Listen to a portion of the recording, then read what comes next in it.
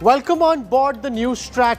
I'm Rahul Kanwal. The big parliamentary showdown between Prime Minister Narendra Modi and his principal challenger Rahul Gandhi is my top focus on the news track tonight.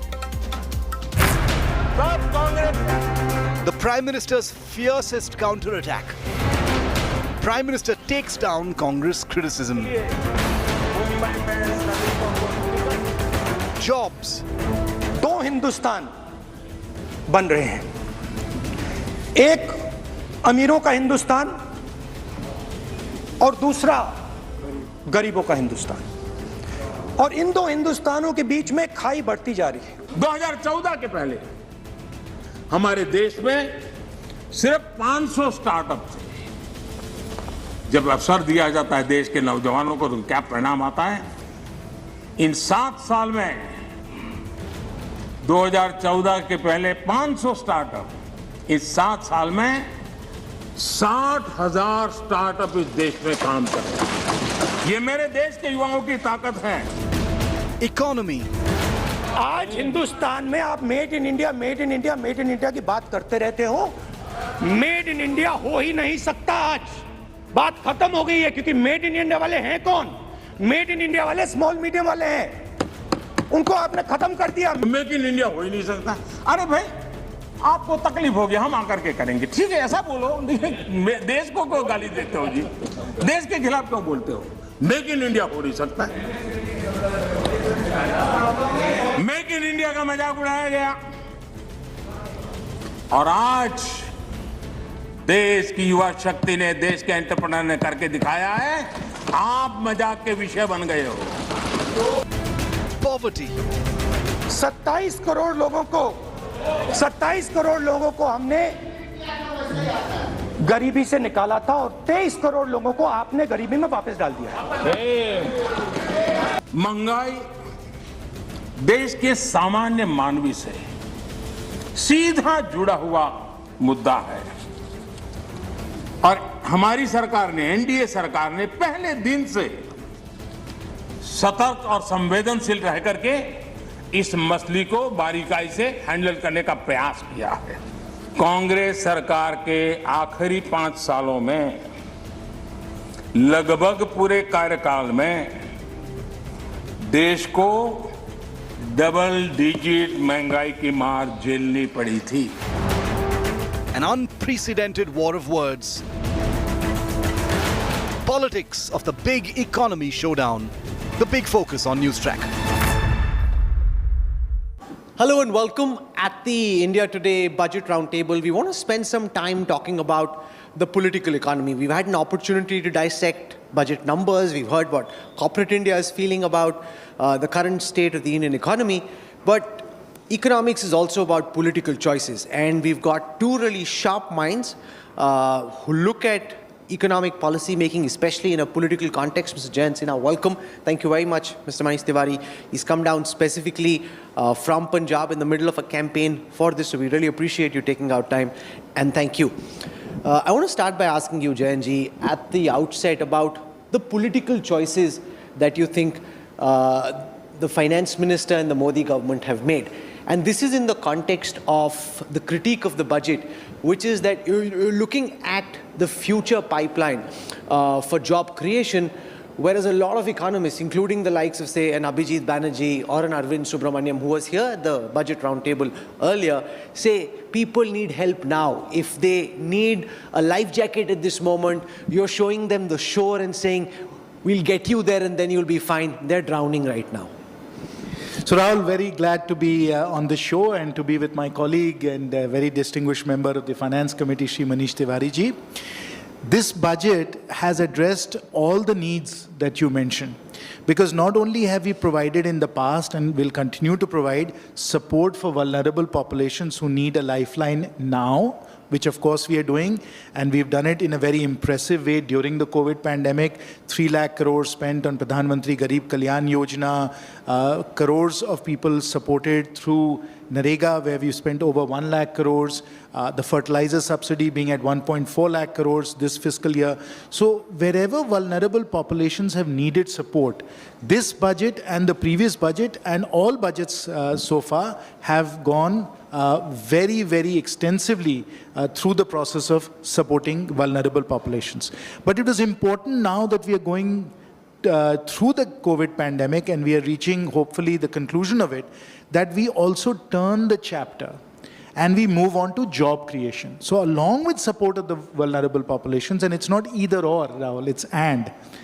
There is an and the and is now for job creation, the investments that are coming into capital expenditure, 7.5 lakh crores, the support that we are giving to the digital economy, to the startup ecosystem, and very importantly to the green economy, are all focused on creating jobs for the middle class, for the young people, and for people who want to get a productive start on their lives. So it's both support to the vulnerable populations through all of these extensive welfare programs that we've been running very successfully, as well as providing now the support and the encouragement to create high quality jobs in the more advanced and in the more important parts of the economy. And I'll conclude by just saying, please don't forget the production-linked incentive schemes for 14 sectors through which we think we will create some 60 lakh jobs through the support of 1 lakh crores worth of incentives.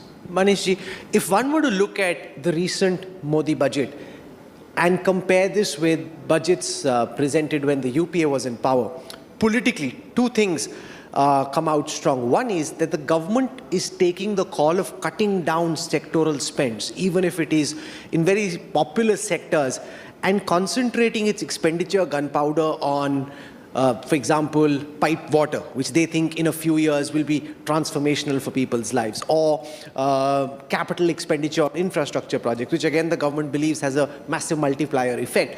Unlike what was happening at the UPA time, where you had a lot of different sectors which were getting marginal increases in allocation, therefore your expenditure gunpowder was staggered over more options, therefore there's lesser to show tangibly at the end of a, say, 3-4 year time cycle. How do you respond to the political messaging in the government's economic decision making? Well, Rahul, first of all, thank you for having me here. It's always a privilege to be on a panel with Mr. Jayant Sinha. As you put it, the quintessential conundrum is the life jacket or the shore. And unfortunately, the government has decided to exchange the life jacket for the shore, which is going to create a huge amount of pain and, add to the existing pain in the economy. Let me very briefly highlight the three challenges and then come to as to why the budget does not address it. The first challenge, of course, remains jobs, right? You have unemployment at a 7.1% unemployment rate, but that does not really tell the whole story. The whole story really is that there are about 40.6 crore people who are employed currently in India across various sectors. If you go by global benchmarks, the global benchmark is 60% of the population. This means that you have to ramp up employment to 80 crores. Now, ramping up employment to 80 crores, is an insurmountable challenge. And I don't think the budget even goes in that direction.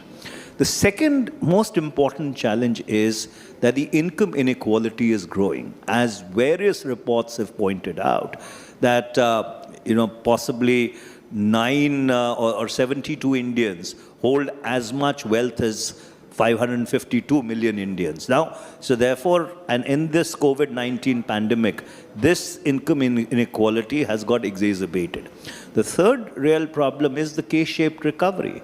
So while you have the larger corporates in the public sector units, in the organized sector, which have been able to come back on an incremental path of growth, the MSME sector, which really accounts for the bulk of employment, has not really been able to alleviate that stress. And you have 50 lakh MSME units which have closed permanently. Now, just let me make the last point with regard to CAPEX spending, which government thinks is the magic bullet. Now, if you look at fiscal 19 and 20, your capital expenditure actually went up by 29% in FY21, and it went up by 34.5% in the financial year 22. And it is 35% now as compared to the previous fiscal. But has this really generated, or has this translated in alleviating stress in the economy? The answer is no. So therefore, clearly the magic bullet is not working. And the supply side economics, unfortunately, is not doing the trick. Till the time you do not have a consumption-led economy picking up again, I'm afraid that these numbers which the government has put out will not alleviate the pain in the real economy. Let's discuss the alphabet soup for a bit, Mr. Sinha, because when the principal economic advisor was describing the economic survey, he mentioned a W-shaped recovery. A lot of very sharp economic minds actually suggest that to be a misrepresentation, saying that what we're seeing is a K-shaped recovery, which essentially means the rich have got really rich, the poor are getting much poorer, and that's the direction in which this economy is going. And Manish Tewari makes the point that you haven't done enough to ensure that those at the absolute bottom of the economic pyramid are given the succor that they need. So the shore isn't good enough. They want a life jacket. And this business of 200 million jobs being required, the global population for those who are employed versus the Indian average, that's not being addressed head on. So Rahul, I am neither an economist nor a lawyer by training. I'm an engineer by training. So I take a very practical view on these matters. I don't necessarily get into the letters or the alphabets. I just look forward to what needs to happen. And when we drive a car, we don't drive using the rear view mirror. We drive using the windshield. And that's what we have to focus on, not what has happened. Yes, it is entirely true, and this is true around the world, that the entire global economy and the Indian economy as well, and the people of India have suffered through a once-in-a-century pandemic. It is absolutely true. And when you look at what has happened in the pandemic, yes, it has damaged us in terms of jobs, it has damaged us in terms of economic growth, it has been extremely tragic in terms of lives lost. So we've had a very, very difficult and challenging time throughout the global economy because of the pandemic. But that's looking backwards. That's the rear view mirror. What we now need to do is we now need to look forward through the windshield and say, what is happening practically on the ground? Are things turning around? Is there an inflection point? And what we are seeing is that there is a very clear turning point. There is a very clear inflection that's happening. GDP growth this fiscal year is 9.2%. And if you look at all the high frequency indicators, the forward-looking indicators, GST collections are at a record high. We are seeing exports at a record high. We are seeing startups growing in an unprecedented way. We are seeing capital flows into India that are at unprecedented levels. The stock markets are booming, obviously, because they're forward-looking indicators. So my suggestion is that rather than get into this alphabet soup about one point in time, which is where we are right now, one point in time, we have to look at the trends. We have to look forward. We have to see how India is positioned globally. We are going to be the fastest growing large economy in the world. And if we look at the investments that are going in, the kinds of policies that have been put in place, I think all of these are positioning India extremely well for the future. And that's called looking forward, looking into the future. You make an important point about the direction in which we're headed. And there, Mr. Tewari, do you concede that UPA governments in their economic policy were often accused of populism? There's a big election happening. Uttar Pradesh, your own state, Punjab, Uttarakhand, Goa, Manipur. There's virtually nothing in the budget which would suggest that it's a budget with an eye on assembly elections which happen literally weeks from now.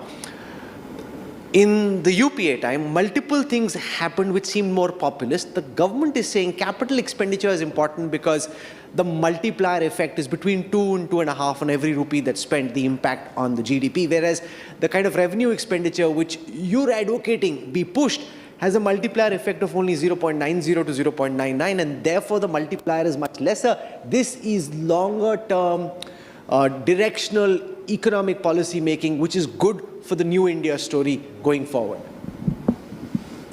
Well, Rahul, I didn't want to look into the rear view mirror, but since you want to sort of go down that path and look into the past, let me remind you that during those 10 years when the UPA was in government, the Indian economy grew at an average rate of 7.8 to 8% year on year for 10 long years. And this is notwithstanding the global economic meltdown, the Eurozone crisis, the headwinds because of extremely high crude oil prices. And I just mentioned 2 or 3 of those challenges. And the fact remains that even the finance minister in her last budget speech acknowledged that during those 10 years, 271 million people were lifted out of poverty. So therefore, those are hard numbers acknowledged not only by us, but acknowledged by even a successor finance minister. So therefore, under those circumstances, the proof of the pudding lies in the eating. And the reality is that today, 4.6 crore people have been pushed back into poverty. Now, has it happened only because of the pandemic? The answer is no, because unfortunately this slide started in 2016 with demonetization, and then you had a very tardily implemented goods and service tax regime, which had a crippling effect on the informal sector. And so therefore, by the time you came to 2019, and if you recall the figures of H1 of 2019-20, credit offtake was down by 87%. These are all numbers before the COVID-19 pandemic, devastated economies around the world. And even today, when the government talks about a 9.2% GDP rate of growth, the fact is that we are looking at that number from a very low base. So the real GDP growth could be as low as 1.9%, because minus 7.3% and 9.2%, if you look at the real GDP growth, it's about 1.2, 1.3%. Having said that, all of us are invested in the economic recovery of India. My only point of departure from what the finance minister is doing, she feels that supply-side economics will work. They have given huge amount of tax incentives to corporate India, lowered corporate income tax. And this all happened again before the COVID-19 pandemic kicked in. But it's not really translated into the economic engine really starting up, or the cylinders firing again. And this emphasis on public expenditure as possibly the way to start the economy, frankly, if you look at the experience of the last 2 years, doesn't seem to be working. Okay, so let's deal with it, because it's not just about announcing allocations, it's about being able to spend what you've announced that you will. And Manish Tewari is spot on when he says that if you look at the government's own numbers, everything else is rhetoric and talk. The government's own numbers suggest you haven't been able to spend what you promised you would. And if you're asking for a 35% increase in the total capital expenditure, given the inability and the problems, genuine problems associated with spends, how will you be able to walk that talk, Jayant Sinha? Rahul, let me address that question, capital expenditure. But before that, let me correct a misimpression that seems to be getting created. And that misimpression is that we are cutting back on support to vulnerable populations. We are cutting back on support for basic consumption. And we are just taking that money and we are putting it into capital expenditure. That is not true. We've had extraordinarily high levels of support. As I said, we spent 3 lakh crores on the Food Security Act. We spent over 1 lakh crores on Narega. We spent 1.4 lakh crores on the fertilizer subsidy. We have provided lakhs of crores of support through credit guarantee schemes to the MSME sector. We have spent a lot of money on the production-linked incentive program. So we are providing a tremendous amount of support where it is required. And going into the next financial year, remember Narega is a demand program. Yes, we brought the allocation down because we expect the economy to roar back to life, in which case there will be less need for Narega. But if there is need for Narega, obviously that spending will happen. If there's need for food subsidies, obviously that spending will happen. So this is, the numbers as they have come down are just reflecting the fact that the economy is coming back to normal and there will be less need for support to vulnerable populations. So it's not either or, Rahul. I want to just correct that. It is and. Wherever support is required, that support is being provided to vulnerable populations. And where we have to provide encouragement for the growth of the economy, we are doing that. Now let's come back to capital expenditure. As far as capital expenditure is concerned, if there has been any delay in spending the money, it is primarily because of the restrictions and the lockdowns that have happened because of first the second wave, which by the way was in this financial year, and then Omicron, which was also in this financial year. Otherwise, we've been rolling out spending, rolling out all of these infrastructure projects very, very quickly. You know that highways are being built, airports are being built, ports are being built at a very rapid clip, and you can see them on the ground. I can see them in Jharkhand, I can see them in Uttar Pradesh, I can see all of this happening very, very quickly. Manish Tewari also raised the issue of inequality. According to the Oxfam Inequality report, the number of people who were pushed into poverty in 2020 was 4.6 crore, whereas the number of billionaires rose from 14 to 102. Now, inequality is a global problem, and the pandemic has exacerbated this globally. But in the Indian context, for a government which says we are a Aam Aadmi ki sarkar, these numbers speak very loudly. The Ambanis and the Adanis are getting much richer, and those who are poor are getting poorer. Rahul, these are a natural byproduct. These numbers are, first of all, a snapshot in time, and they're the natural byproduct of what it took to stimulate the economy through the pandemic. So when we provide support, capital markets boom because of liquidity, because of what the Fed is doing, etc. Obviously, people who have assets, people who have large sort of holdings in various companies in the stock market are going to see an increase in their wealth. That was not because of government policy. That was because of easy liquidity that central banks around the world have pumped into the global economy, even to this date.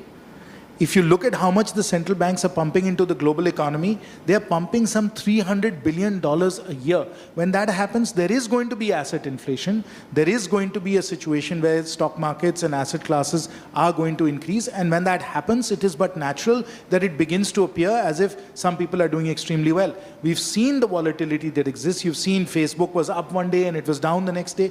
This volatility is there because of the liquidity and the easy money policies being followed by central banks, which, by the way, was exactly right, and that was the only way to get through a once-in-a-century pandemic. And let me remind you that the Spanish flu, when it came about, set the stage for a Great Depression that followed in the 1930s. So it was a very good idea to try and avoid those kinds of outcomes, and this is what happens when these policies take effect with a lag. Manish Tewari, do you agree with Jayant Sinha when he says, net, if you look at how the Indian economy is placed now vis-a-vis countries that opened their purse strings and were very fiscally imprudent, we're better placed, possibly at a point of inflection, capacity utilization now in the mid-70s, so it's only natural that the tax cuts that the government gave will lead to private investment kicking in. It's only a matter of time. And just opening purse strings doesn't necessarily help, because when this happened during the time just after the Spanish flu, it did lead to the Great Depression. Well, I don't think, first of all, the global economy in the 21st century is very similar to the structure of the global economy, back in 1918, 100 years ago. So I think maybe that comparison is not very appropriate. Having said that, if you look around the world, what did most governments around the world do? They gave direct income support to the people, because that is the direct income support which was required at that point in time. And even direct income support to small businesses to be able to sustain themselves. What did the government of India do? The government of India actually gave credit lines. So essentially saying that you take credit, pay interest on it, and therefore if you are able to get through, well and good. Otherwise, of course, you will have to service the debt burden. So there was a fundamental difference in how many developed countries around the world addressed the pandemic or the economic aspects of pandemic, and as to how the government of India decided to address it. Number two, you see all the numbers that Mr. Sinha talked about, and those numbers are correct with regard to the support which they have given to vulnerable sections of society, and maybe that was required, but they are also indicative of the continuing stress in the economy. Now, if you were to just look at two numbers, Manrega demand, and Manrega is a household-driven program, 21.1 million households asked for Manrega work in the November of 2021. That figure went up to 24.7 million households in the December of 2021, and this is just 2 months back. So this is indicative of the fact that irrespective of whatever stimulus the government is applying, it has not been able to catalyze the economy. As I was earlier pointing out, that capital expenditure, this is not the first time it is being raised. This is the third time it is being raised year after year and in the range of 25 to 35%. It's not translating into either enhanced employment on the ground or neither is it able to alleviate the stress. So obviously, there is a missing piece. And I think the government should really apply itself to that missing piece. I guess when we have the mandarins of the finance ministry before our committee on the 23rd and the 24th of February, some of these issues are going to be raised because these are the hard questions which need to be asked. In the few minutes that we have left, I want to spend some time, Mrs. Sinha, talking about defense expenditure in this country. And Manish Tewari is very passionate about the whole defense sector. Now, if you look at the trend line, say in comparison with the 80s and the 90s, spending on defense as a part of as a ratio to our GDP is coming down. The trend line is downward facing. The other problem is that we simply aren't being able to spend on weapon purchase as much as we need to, given the fact that we have an active line of actual control at this moment, given the kind of investments the Chinese PLA is making on military modernization. That is one of the biggest threat India faces,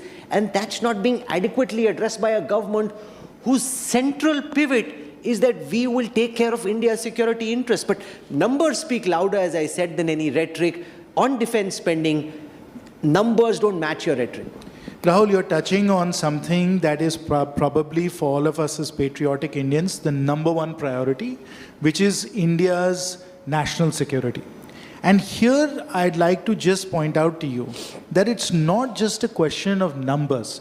It's much more a question of how you spend the money and the productivity with which you spend the money. And there you will see that there has been extraordinary reform. Apart from the Chief of Defense Staff and so on, the structural changes in the way in which our armed forces are now commanded. You look at the way in which we are building up our Atmanirbharta, our ability to manufacture domestically. What we are doing in terms of opening up defense research to the private sector and particularly for startups. If you also at the same time look at some of the more advanced technologies, Rafale obviously is one example of that, but the S-400 are other sort of weapon systems that we have brought. We are making sure that the rupee goes as far as possible through these productivity and efficiency enhancement measures. And in doing so, we are, of course, making sure that India is as strong as possible. I'll just conclude, Rahul, with one final point. Please don't underestimate the importance of infrastructure to our national security. Border roads, railways, airports closed to our borders where we can, if necessary, use them for those purposes. All of that vital infrastructure has also been geared up. The Rohtang Pass, the tunnels that we have built going into Ladakh, all of these are seen as infrastructure, but they are equally importantly strengthening our national security. Manish Tewari, you look at defense budgets very carefully. The government's best defense is don't look at the defense to GDP ratio. Look instead at how we use every rupee that we spend. On your watch, during the UPA government, there's a lot of wasteful expenditure. By pushing the idea of an Atmanirbhar Bharat in the defense sector, 2/3 of the money spent on weapon purchases will now be made in India, which in a long-term cycle is going to change India's dependence on importing defense systems, which you should have done but never did. Well, as Keynes said, in the long term, all of us would be dead. But this is a subject which obviously requires a far more amount of time. But there's a very interesting report by the Committee of Estimates, which was headed by the former president of the BJP, Dr. Murli Manohar Joshi, in the previous parliament. And it actually traced the trend line of defense to GDP ratio. And defense to GDP ratio actually declined steadily every year between 2014 and 2019. In fact, it's been declining from the mid-80s. In fact, in the year 2019, it was lower than what it was even in the pre-1962 days. So therefore, there is a problem out there which you cannot brush under the carpet. Even today, the GDP to defense spending ratio is about 2.02%, but that's a part of the problem. Even if you look at the capital expenditure, which between 2013-14 has gone up from about 56,000 crores to about 150, about a 73% increase. But then if you look at how it gets compounded annually, it only comes to a 5% annual compounded rate if you take into effect. He's talking about bang for the buck. Don't look at the actual number. Look at how wisely that money is spent. The fact is, Rahul, that you almost have an active two-front situation at the moment. There is a huge amount of attrition in terms of defense expenditure which is taking place.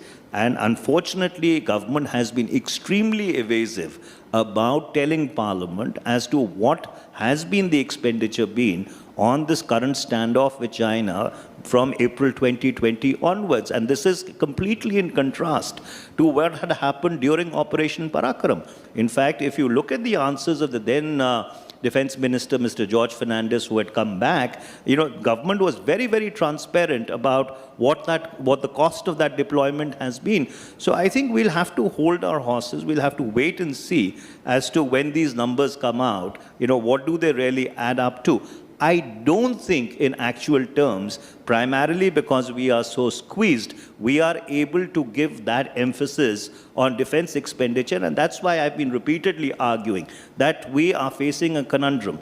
Either we bring down our national security challenges or we up our defense expenditure.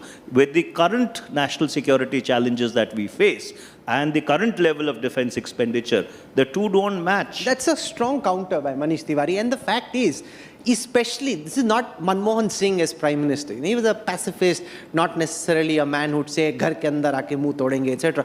Given what the Prime Minister said on national security and the aggressive stance that's seen, that aggression is not seen in budget numbers. This idea of Atmanirbhar Bharat, Make in India, is a longer term idea and it's most welcome. Our challenges are now, when the Chief of Defence Staff, while he was there, was asked about the possibility of war, he said, you can't, it's not happening right now, but you can't deny that possibility. The army chief said exactly the same thing. Given the immediacy of the challenge, your numbers don't match threat perception. Rahul, I wouldn't agree with that because I know that the Honorable Prime Minister, the National Security Advisor, the Honorable Raksha Mantri ji, all of them are absolutely attuned to whatever our defense needs are and are very clear that our armed forces will get all the support that they need. So I don't think we need to doubt their intent and their resolve to provide whatever resources are required. As far as the situation is concerned, we have been spending whatever is necessary and we will obviously continue to spend whatever is necessary. But I will come back again to what I said earlier. It's all about how you spend the money and what you spend the money on. And I think there we have made the right decisions and we have ensured that our troops have exactly what they need to be able to be combat ready and to take on any adversary. You were involved. Rahul, may I just make a 10-second point? Sorry to interrupt.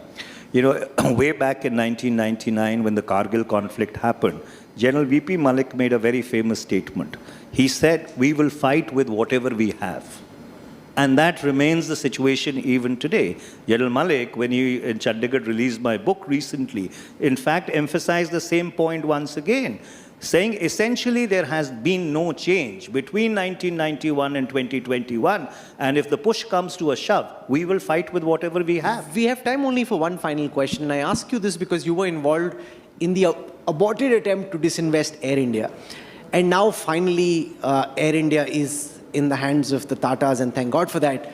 But what's happened on the disinvestment target set in the budget is that 2 years ago, it was 2.1 lakh crores. Then it came down to 1.75 lakh crores. Now it's down to 65,000 crore rupees. Now, two things could happen. One, you're under committing and hope to over deliver.